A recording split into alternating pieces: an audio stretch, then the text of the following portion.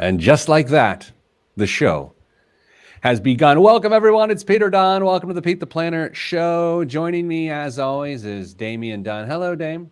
Hello, Pete.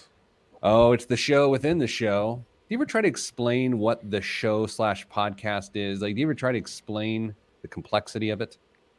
I mean, do we make a show about making a show? I mean, it's not that hard. It's like the Larry Sanders Show. Yeah. Hello, everyone. Good to be with you. I hope your life is grand. That seemed insincere. Exciting show today, Dame. We've got what could be the biggest business fail of all time. Yeah, it's not good. Also talking about dependability. When you look at the dependable people in your life, does it speak to their financial stability or vice versa? It's like a chicken or the egg thing. Are they dependable because they're stable, or are they stable because they're dependable? Danza, hello. Good to be with you. I am looking fancy today. You guys want to hear a story about this chocolate brown tuxedo jacket I'm wearing? Yes. For those podcast people, listeners, audio only. Sorry, but it's a little bit handsome. Dame, I believe the year was 2007. I think. Indie Style was a local television show. It was like, you know, when like local morning, not exactly news shows, like lifestyle shows were really new. Sure. Well, in Indianapolis, where I live, on Wish TV, which I did a lot of work for at the time, they started a new show called Indie Style. And every week I was the personal finance expert on Indie Style, which you think, wow, how do you have room for anything else on your resume, right? Yeah. I wore this jacket on the debut episode of Indie Style in 2007. And you're thinking, well, is it out of style now? No, it's sort of a classic, oddly enough, a chocolate brown satin-lined tuxedo jacket. And most importantly, as Mrs. Planner said this morning, it still fits. I would have argued that it was possibly never in style. Oh, well, not in your style. Dame, have you had a good week? I have had a good week. Looking forward to the weekend. Did we have a show last week? No, we did not. And if we did, I think we both missed it. Okay. Dame, as I tend to say on Fridays, I got a lot of stuff to do. So you want to just go ahead and do this darn thing? It's the least shocking thing I could have expected to come out of your mouth. What do you got this weekend? I've got, Oz, the great land of Oz. Oz, our beloved coworker, who everyone who meets her loves her. People who don't even know her love her. She's just a delightful human. She's running a marathon tomorrow, so I'm taking the kids down. We're going to cheer for her. That's exciting. Yeah, I wish I lived closer so I could do that. My the Aqua Duns will be in full effect this weekend, starting this evening. So a full weekend in chlorinated, very humid environments for me. Oh, those are the worst. All right, let's do it. The show, we're going to start it. I'm going to I feel it's been 2 weeks, so I'm like, forget how to do this. In 3, 2, 1. This week on the Pete the Planner Show, we answer your money questions. Here's how the show works. You email us, askpete@petetheplanner.com. That's askpete@petetheplanner.com, and we'll take a shot at answering your questions. I said we, plural. Damian Dunn joins me as most often, Vice President of Advice at Your Money Line and Hey Money. Dame, how is it going? It's going okay. Dame, I've got a very strange vibe today. I'm wearing a chocolate brown tuxedo jacket. I've had a lot of caffeine and I have a lot to do. So let's get to the show. Dame, I love to read fascinating stories about business decisions gone awry. Not because I'm dancing on the graves of America's great companies, but because sometimes you see how high stakes a decision can be.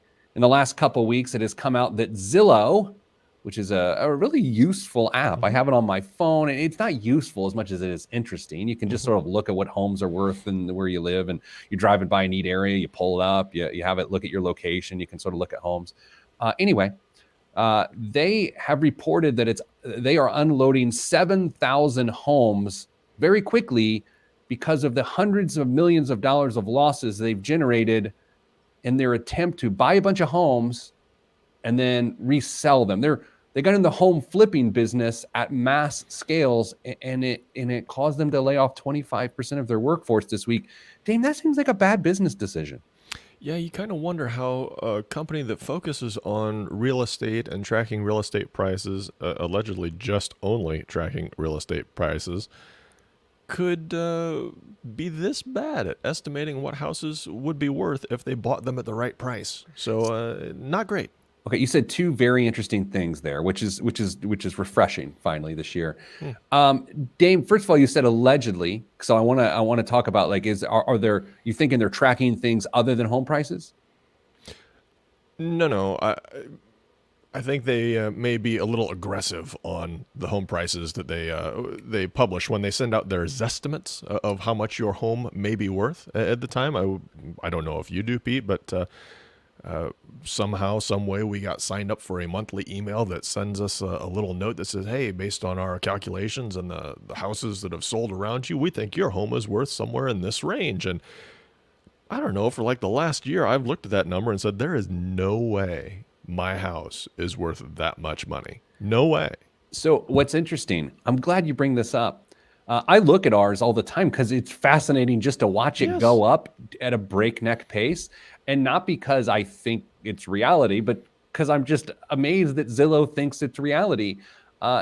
If they want to make me an offer at that price and then get burned on the home because they can't sell it, go right ahead. And so that's your second point, Dame, is that this service is meant to help people understand market prices for homes in particular areas.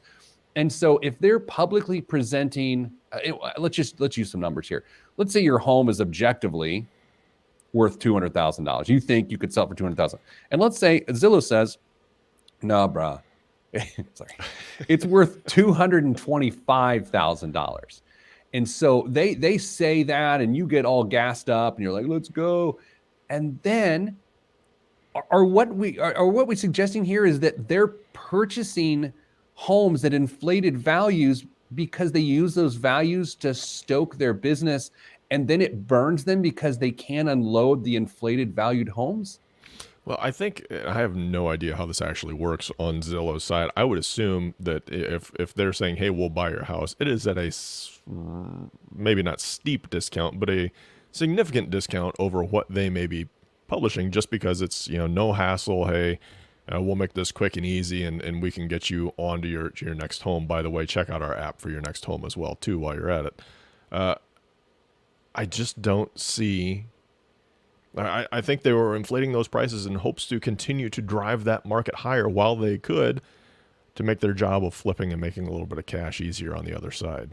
In the third quarter, Zillow bought 9,700 homes and booked a $304 million write-down on inventory owned at the end of the period. Dame, how... So if they're flipping the homes, and again, I know you're not a real estate expert, and I also know that you don't study Zillow's business strategies, which I'm glad, because that could impact ours in a negative way. They're flipping the homes. Are they doing repairs, or are they just looking for good values and then trying to take advantage of the market? Do you know anything about that? I saw that a number of the homes they bought, they discovered needed some modifications, some refurbishment before they were going to sell them. So it looks like there was, and I could be totally wrong, very little research done on the actual homes they were buying. They just saw an incredibly hot real estate market, thinking, you know what, we'll buy some stuff if we have to put a few bucks into these homes. We're still going to be able to turn around and flip them.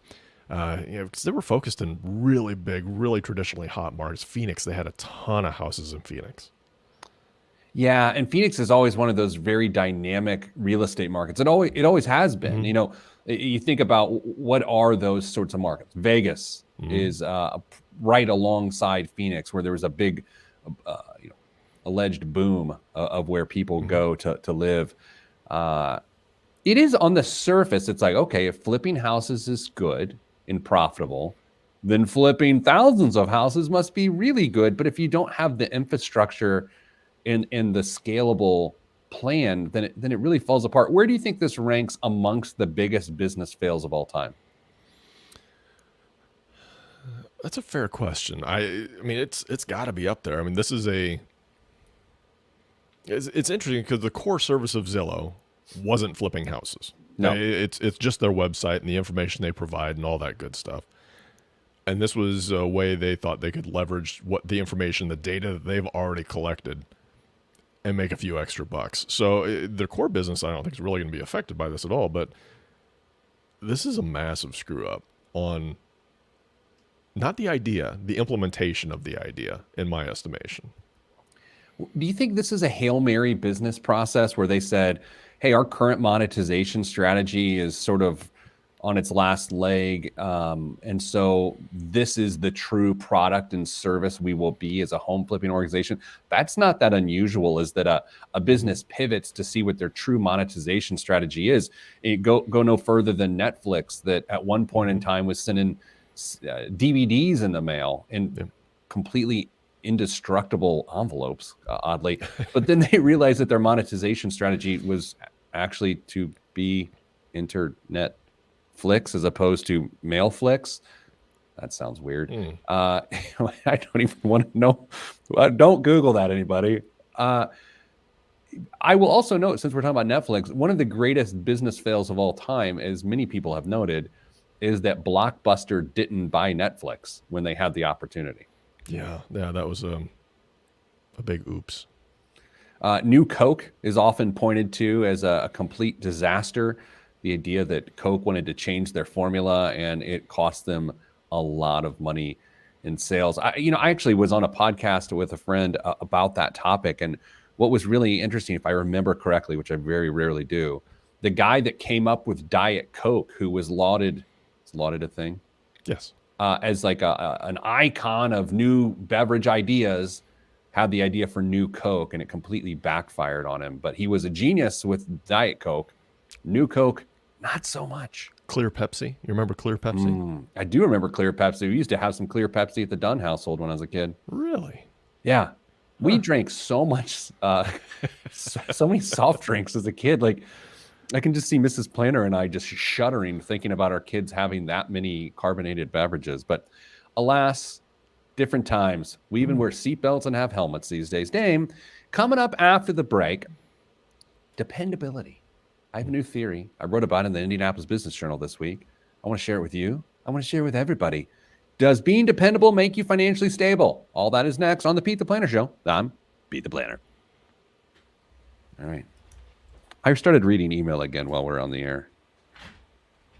I appreciate the dedication and focus you give me during this. I know, but it wasn't something I had to answer here. You know what I mean? Maybe you don't know what I mean. Maybe you do know what I mean, but it still doesn't excuse it. That's probably right. Well, I'll let you fill in the right answer.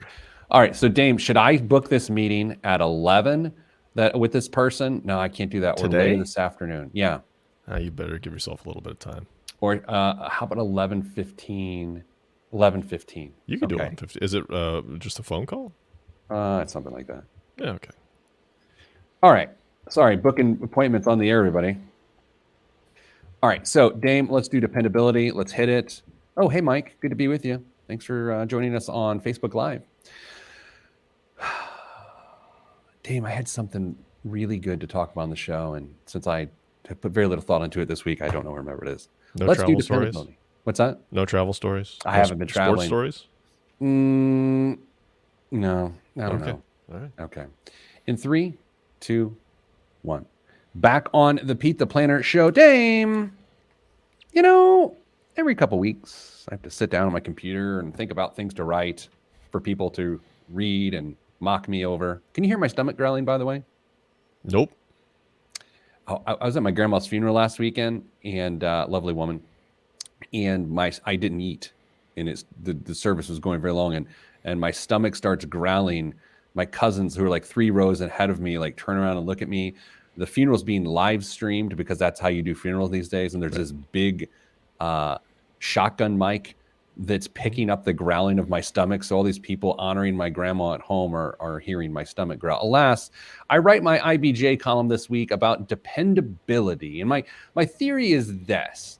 If you think about how you view others to be dependable, What the quality you see in them is the resourcefulness they have and how they use those resources to help you achieve what you're looking for from them. It's a little heady. It's a little heady. Dame, when you say someone is dependable, what you're saying is you like how they handle assisting you with what you need assisted with, right? So to me, that's a resourcefulness situation, right? Yeah. And so here's where this extends to possible learning. When you consider your own level of dependability, not only how others view you to be dependable, but how dependable you find yourself to be, I think it is also an evaluation of your resourcefulness. At various times in my life, as I think about whether I viewed myself as to be dependable or not, if I truly try to be objective and not lie to myself and gas myself up, there were times where I didn't find myself to be dependable. And if I thought about why, it's because I didn't trust myself with the resources that were allocated to me. Does that track? Yeah, I think so. I also think it's a really interesting concept, dependability in general, because what you consider dependable and what I consider dependable may be completely different, or at least different shades of the same color. If I only come through 25% of the time on stuff that I promise, but somebody comes through 50% of the time, I'm going to look at them as pretty darn dependable, whereas you may just dismiss entirely because, man, you just can't count on them when the chips are down. So dependability is a really interesting topic, but one that we all recognize and generally appreciate. I almost said laud just to tie it back to the first segment, like but it's a really interesting concept. Did you pick up on this idea, though, that we're not saying someone is dependable because they're wealthy, and we're not saying someone is dependable because they have high income? What we're saying is whatever resources are available to them, they make them available to help serve you. And again, that's not to loan you money. Hey, can I depend on you to loan me $500? It's not that. When I begin to write about this and think about it, I got to this idea of like, okay, it's midnight. You're in Denver, and you're trying to fly back to Indianapolis. You're not going to get Uber. You need someone to pick you up, but there's a massive rainstorm. You need them to pick you up at the exact minute you walk out of the airport so you don't get wet, and the timing has to be right. Who are you calling? Right? To me, that's like that's the time resource side of things, but I think time and money are rather linked. Who do you call to be at the gate to pick you up in a situation like that? And Dame, we talked about this as a bigger team this week of go ahead, think through your life, think through your relationships. Who is the most dependable person you know, and what is it about them that makes them dependable? And once you do that, my guess tells me that they are also financially stable because they understand how to use resources effectively. It's very tempting for, I think, most of us, if you're married or in a committed relationship, that you probably are going to default to your spouse, or you may want to prioritize them. I think this becomes a really interesting challenge if you say it can't be that person who you're in a relationship with. You have to force yourself to think outside of that very tight circle that you find yourselves in on a day in, day out basis. Who is it? Is it a parent? Is it a coworker? Is it somebody from an organization that you belong to? And why do you think they're dependable? Is it because they come through on projects? Is it because of a long history of helping you out with odds and ends, or their dedication to a different project that you're not even involved with? I don't know. It's when you first asked this question in that meeting, it was deceptively simple. Yeah, because a lot of people went to their spouses or their parents. But if you remove that possibility, and again, the point of this whole thing is not just like a guy who drank too much and needed to write a column. Instead, it's to say, okay, do I trust myself? Can I actually depend on myself to be a good steward of resources? And so if you look outside your immediate family, it does get a lot more complex. And so in that spirit, Dame, I will answer the question. one of the most dependable people I know, and I'm going to also separate work because I don't think work is at times like family. My friend Greg, who also happens to be my financial advisor, I find him to be one of the most dependable people I've ever met. And it's not that he'd be there if I needed anything. It's just to know if I ever needed anything, he'd be there, right? It's sort of a weird flip of that. And it's not that I would need money from him. It's that I would need guidance, and I would trust that the guidance he would give me would be right, or I needed time, and that time would be allocated towards me. But I guess it's not surprising that the person I choose is also a financial advisor, my financial advisor. That's sort of weird. What do you think about, because I think there's almost different tiers of dependability, where if there's something that's kind of important, it may get ignored. But if it's something that's super important, now you know you can count on this person. Do you have anybody in your life like that's kind of like, I mean, yeah, I'll get around to it if I can. Do you think that comes into the equation at all here? That's interesting because I think, and that is incredibly interesting to me, because then it becomes, is your ask unreasonable? Mm-hmm. Are you asking someone to be dependable to an unreasonable request? And so my personal default on that is I'm not going to make a request of someone that is unreasonable. I think tapping your network or making withdrawals of human capital in an unnecessary time never makes sense. Dame, let me tell you a story. When I was in high school, I was a pretty good high school student, not academically, but just in terms of the school community, right? I was sort of did a lot of extracurriculars, and I helped the school along and did lots of good things. And I had a relatively reasonable reputation. My senior year, late in the year, I was there was a fire drill, and the teacher was like, "Hey, let's go out." It's like this young teacher, and she's like 22, 23. She's like, "Hey, it's a fire drill, let's go." And I was like, "You know what? I'm good. I'm going to stay here." She's like, "No, come out." And I was like, "I get it. I feel you. I'm staying here." But it was like total jerk move, right? Yeah. Major withdrawal of credibility. So I got sent to the principal's office, and the principal said, "Look, here's the thing. You've made a lot of deposits in the last 4 years. This is one major withdrawal.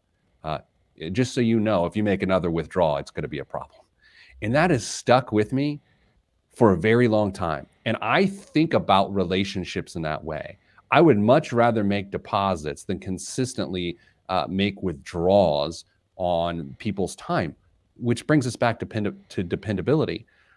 I sort of keep mental track, not of who owes me, it's not that, but of who understands that same dynamic and would be there to serve. So yeah, turns out I absolutely was a jerk to that teacher, and and I feel bad. All right, Dan, let's do this. Come back after the break.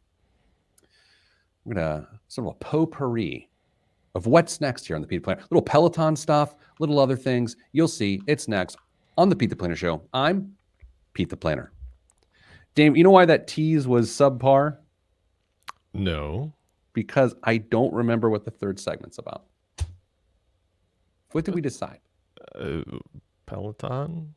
Well, we said something. We're like, let's do this. And then there was something else. But a personal finance thing. It'll come to us.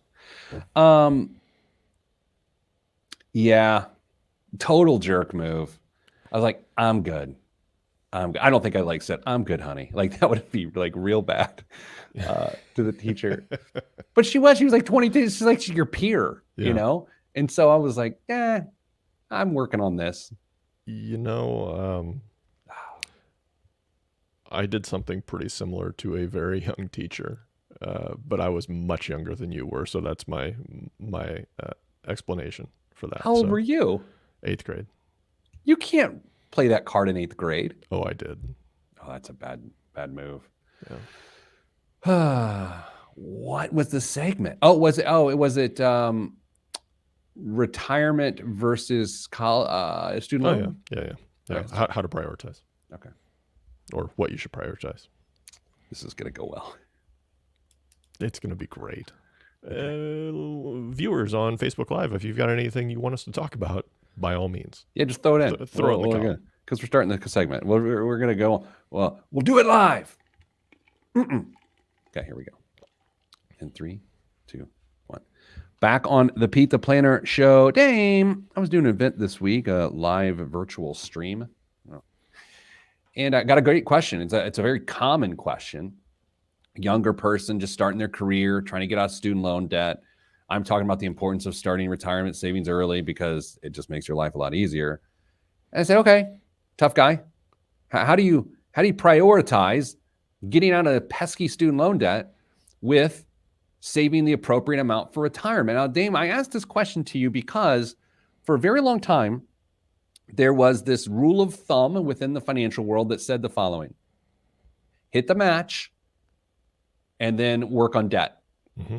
And so the idea was that, let's say if your employer is putting in 4%, as long as you put in 4%, then you better put in that 4% so you get your 4%, and therefore you're contributing at an 8% pace. And then whatever additional discretionary income you have, then it goes towards debt. Here's the problem with that. You are setting yourself up for failure from a retirement planning perspective by making it harder later. If your personal finance goals are to make tomorrow easier, then saving at 8% as opposed to the prescribed 12% immediately puts you on a mathematical track to failure. Yeah, you're going to have to make some potentially uncomfortable decisions. And I say that because chances are cash flow might be a little tight right when you get out of college with all these new expenses that you've got between, rent and transportation and all the other stuff that you might never have had to deal with before.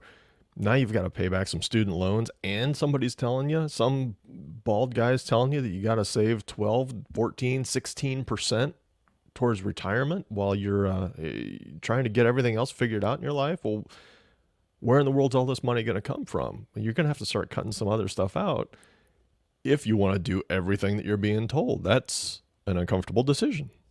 Let's do math on the radio, everybody. So fun. Your favorite segment. Oh, here, let's do a little stinger here. Now it's time for Math on the Radio. It's when I grab my calculator and start doing math. Dame, let's say you're a yonker, which of course is young man. Oh, Do you remember that from the old standardized tests here in Indiana when you were a kid? A wuzzle is to mix, a baloo is a bear, yonker is a young man. Do you remember that? I think it's coming back to me. Anyway, Yeah. let's say you make $50,000 a year as a young man, right? Or young woman, young anything, doesn't matter. Ferret for all I care. And I'm saying, all right, if your employer matches up to 4%, if you put in 4%, then you are putting away $2,000 a year or $166 a month or $83 if you get paid twice a month per pay period. Okay.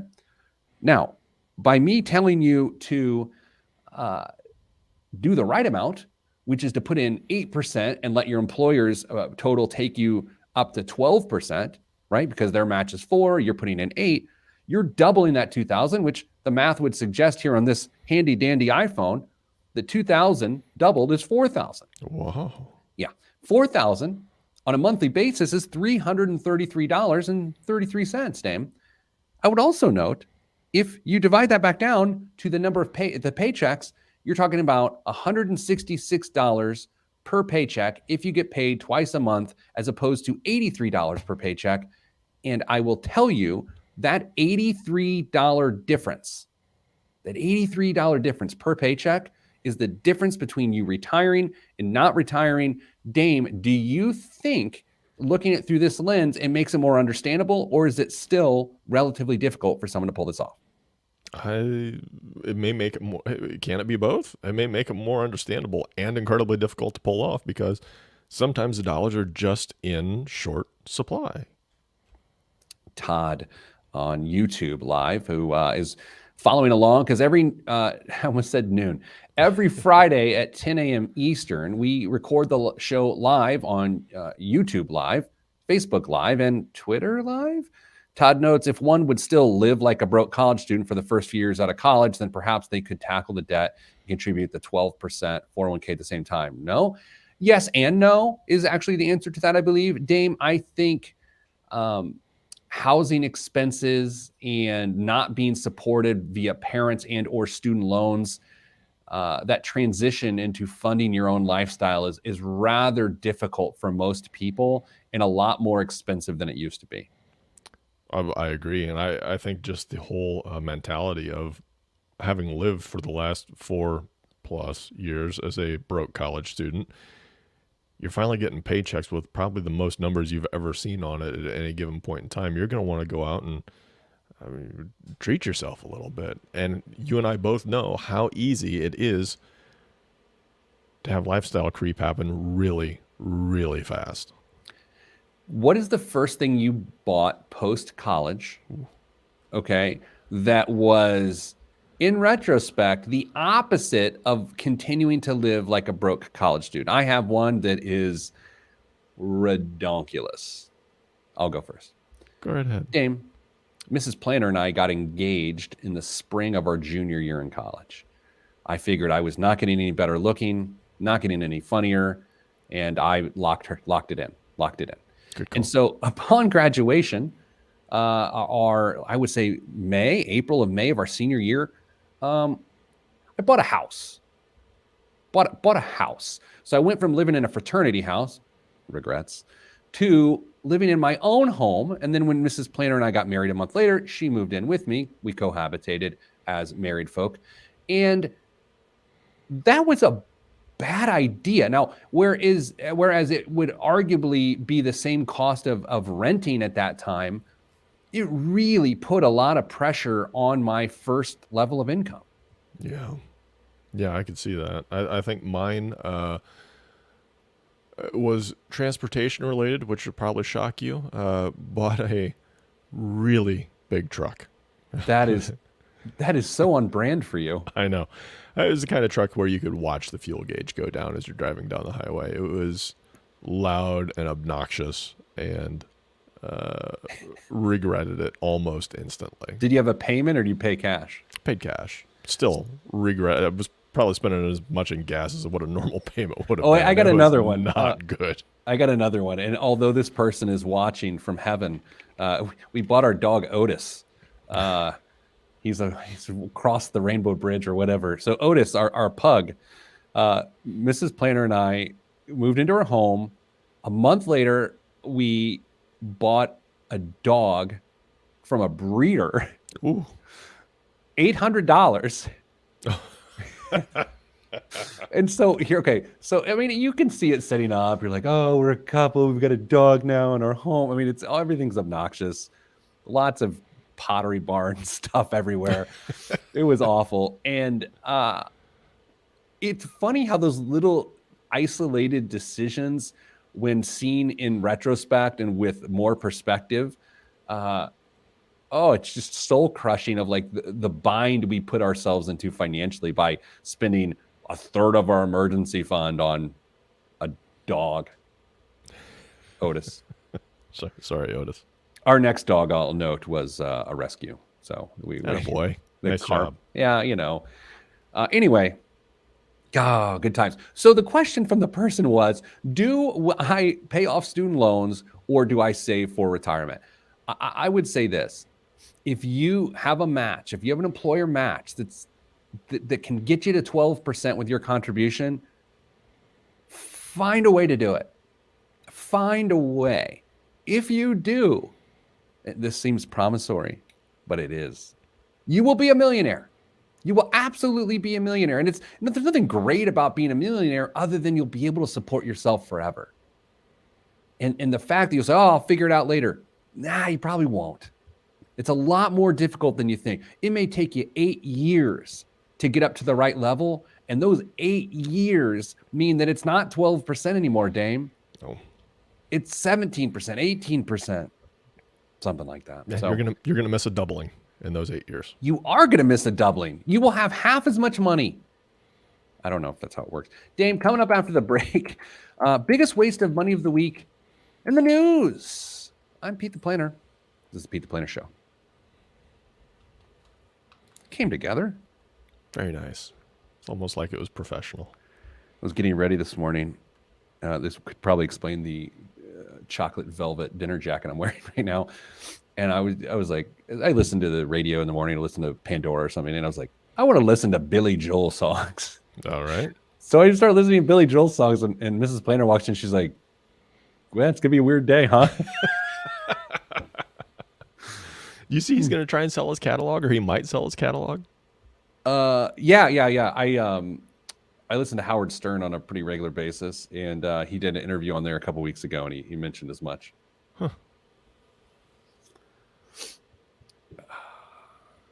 All right. I'm looking for a biggest waste of money of the week. I'm very prepared for today's show. It's been quite the week. I bought a mixing glass to make cocktails in this week. How caramel. It's something. I don't regret it, though. It's $20, I think. Guess that's all that's important. What's important? You don't regret it. Yeah, that's probably not a good measure of whether something's a good decision or not. Yeah. That's a column. If your answer is, I don't regret it. That's so true, dude. That's a good point. Okay. You got some news stories? I mean, because I feel like I'm waiting on you. Hang on. Yes, I do. Okay. All right. You know what? I got one. It's going to be forced. And here we go. In 3, 2, 1. This week's biggest waste of money of the week right here on the Pete the Planner Show is the Phillips Pasta and Noodle Maker Plus. The Phillips Pasta and Noodle Maker Plus does all the work and lets you take all of the credit. Add the ingredients, and the machine will automatically mix and knead the dough, producing half a pound of fresh pasta in under 10 minutes. It comes with 4 shaping discs to make a variety of noodles, including spaghetti. I'm saying it like Giada De Laurentiis says spaghetti. Do you know who Giada De Laurentiis is? Not a clue. You don't have Food Network. I do, but I just don't spend my time watching TV. So Giada De Laurentiis is a host on the Food Network, and she's an Italian American. And whenever she goes to pronounce an Italian word, she turns 700% Italian. So it's like, tonight I'm going to make my family spaghetti. And it's like, what? What's like, why? Now what's happening? So anyway, I'm going to continue the read. It comes with 4 shaping discs to make a variety of noodles, including spaghetti, fettuccine, penne, and sheets for lasagna and ravioli. An included cookbook will teach you the Is that offensive? Maybe. I'm just thinking through this here, and I'm like, yeah. I regret that. Included cookbook will teach you the basics of traditional pastas and also help you create gourmet, gluten-free, and colorful vegetable pastas. Dame, what would you pay for the opportunity to have spaghetti made in 10 minutes without you touching it? I'm wondering what the difference between the regular and the plus versions. That's of a this. great question. Like, can I get the other one for just like $20 less or something like that? This is going to be $120. $300. And here's the thing about this: my brother-in-law, Mrs. Planner's brother, wonderful man. He's an architect, and so he's very process-driven, loves processes. Like, he's got me into making cocktails because he loves to take 15 minutes to make a cocktail, right? And I enjoy that too. He loves to make pasta on Sunday. He makes fresh pasta every Sunday at his house out in California. And he has a pasta roller and does it the traditional way. And I think the roller is probably, $50 or something like that. And so the only thing different from what he's doing from what this is, despite the fact that he would have to pay $250 more to have it done, is that he's removing himself from the process, because you just throw it in this thing and it spits it all out for you. And I got to think, if you're going to take the time to make fresh pasta, I think you enjoy the process. Otherwise, you're just pouring in some noodles out of a box, right? It's like a bread maker, right? I mean, either you enjoy doing the whole process yourself, or you just want the taste of fresh homemade bread and you chuck everything into the bread maker and let it handle it itself. I think there is something to be said for the process. I think back to Mrs. Planner and I's wedding registry when we were 22 years old and all the gifts we registered for. We got a bread maker. What was the craziest thing that you registered for either baby shower or wedding registry? Oh, that's a good question.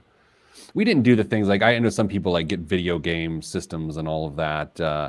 I don't. You did? Yeah, that was me. I put it on there. But you know why I put it on there? Why? Because I knew I could go back and get it for a discount because everything that didn't get purchased. Look at you financial expert. Heck. I think it's funny.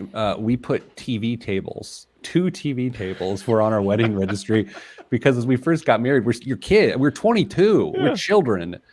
We'd sit on our couch and watch The Simpsons together after work and eat dinner. And it was like, man, we were children. Dane, what's in the news? I did not picture Mrs. Planner as a Simpsons fan. Mrs. Planner is very funny. Got an amazing sense of humor. Huh. She married you. Well, she has bad taste in men. Dane, what's in the news this week? Pete, you and I love stories like this. I will be interested to get your reaction. A California man is sharing how his $150 annual Six Flags Magic Mountain Pass helped him pay off his student loans. Oh, The 33-year-old electrical engineer from Santa Clarita, who say no more. Electrical engineer goes by Dylan, revealed in a feature with Mel Magazine how he managed to pay off his student loans, get married, and buy a house after 7 years of making use of his annual pass at Six Flags. How? You can pay around $150 for unlimited year-round access to Six Flags, which includes parking and 2 meals a day. No. If you time it right, you could eat both lunch and dinner there every day. No. You're telling me he ate breakfast or lunch and dinner every day and used his food budget to pay off his student loans? The office Dylan was interning at in 2014 was just a 5-minute drive away. So when he realized he could eat 2 meals a day every day at the park for a one-time fee of $150, he took the unique opportunity. He timed it so he could go to the park during his lunch break, then go back to work, and then stop back for dinner on his way home. For those listening on the radio or the podcast, I'm just shaking my head. But what if that was the difference between him contributing 8% to his 401k? Stop, shut your lips. Stop it. Here's what's great about this story is it's put out there. It's interesting. I mean, we're talking about it. But I always like stuff like this. It's put out there as though people are supposed to replicate that. It's like, well, this guy ate at Six Flags 720 times a year. What's your problem? What? Quit drinking lattes from Starbucks. Personal finance is a crucial, brutal place. Could you have done that, Pete? Could you have eaten basically glorified carnival food 700 times a year in your 20s? Under one circumstance, and that is if they had funnel cakes. That's fair. The funnel cake is got to be one of the most underrated foods on the planet. It's a giant swizzly donut. Yeah, funnel cakes, elephant ears. I mean, they're all good. What else is in the news? A year away from wedding dance floors makes wedding guests ready to spend. A Wedding Wire survey found that 68% of wedding guests splurged more than they typically would on gifts this year. Generosity extended to the newlywed friends and fam, with the average gift hitting $160 this year. No, get out of here. Up from $120 in 2019. $160. How many times have you spent $160 on somebody's wedding gift, Pete? No one's. I've spent $160 having drinks with a buddy who got divorced, but I've never. That's wild. So we did this thing back in the day when we used to go to a lot of weddings because we've aged out, but we're about to age back in because our friends' kids are going to be getting married. We'd get a gift card to like a Crate and Barrel or something, and then put the Crate and Barrel catalog in the box with the gift card, which is sort of creative. But then the amount of that gift card would just sort of change over time as we got a little bit more stable, but it never reached $100 to $160. I can tell you that. I mean, could you have just like torn out the pages that had pieces that your gift card could have paid for? Like a cocktail mixing glass? Essentially, yeah. Yeah. What do you think if you went to a wedding? I mean, 100 maybe at the most if we're super close, but 160. Like, how do you even get to? I know it's an average, but what do you think you're doing? You're gonna have to be pretty darn near and dear to my family for us to crack into that 3-digit, that strong 3-digit land at that point. I also at that level, you're either buying them something you know they need, or you're giving them cash because, or a gift card. Like to spend like $160 on something speculative that may not be on their registry or that you think is neat, I think it's a bad idea at that point. That's why you just buy them a used gaming system and call it a day. As much as I think gift cards are impersonal, they are the most practical gift short of cash. Really? Yeah. What do you think? Underwear? What do you think is the most practical gift? Oh, I thought you said sorry, I missed. I thought you said impractical. No, No, they are. Yeah, no, I think they're impersonal, but Yeah, practical. practical. Yes, I agree. Yeah. Exactly. Dame, one more story. Turns out pandemic changed how people view money, Pete. Really? Millennials and Gen Zers now want to retire even sooner. Ages 59.5 and 59.4 for those two categories, those two demographics. Okay. Well, maybe you should listen to the second segment of our show today. Or was it the third segment? Just listen to the show every week because we told you better hit that 12% first year in your career. I'm telling you can retire at 50. That's promissory. Let's not do it. Anyway, thanks for listening to the show. Damian Dunn joined me as most often. Dame, thank you for not being related to me, and thank you for your contribution. My pleasure on both. The rest of you, I'm sending good vibes because good vibes are all that's in the budget. I'm Pete the Planner. This is Pete the Planner Show. All right. Yay, we did it. I got to stop reading email when I'm doing the show. I mean, really, it's rude. I'm just telling people how rude it is. And that you continue to do it. And you disrespect your coworker. No regrets. Well, where are you going for your big lunch today? I think we're going to Big Lug. Nice. We've got a coworker moving on, taking another opportunity. So go a little going away lunch. That'll be nice. Wish I could be there. I tend to like to stay friends with people when they move on in their career. The reality is, people, when they work with you, they're just spending part of their career with you. Sometimes it's long, sometimes it's short, but the expectation that they're going to be there forever is a little silly. So generally the attitude I like to have is like, all right, let's celebrate it. You got a new job. Good for you. That's my theory. Yeah, I think that's the kind and professional way to go about it. All right. So Dame, we'll have your going away lunch next week. Okay. I just panicked a little bit. I'm just kidding. Okay. Just kidding. Yeah, you have to stay forever. All right, everybody. Thank you. And as always, stay getting money.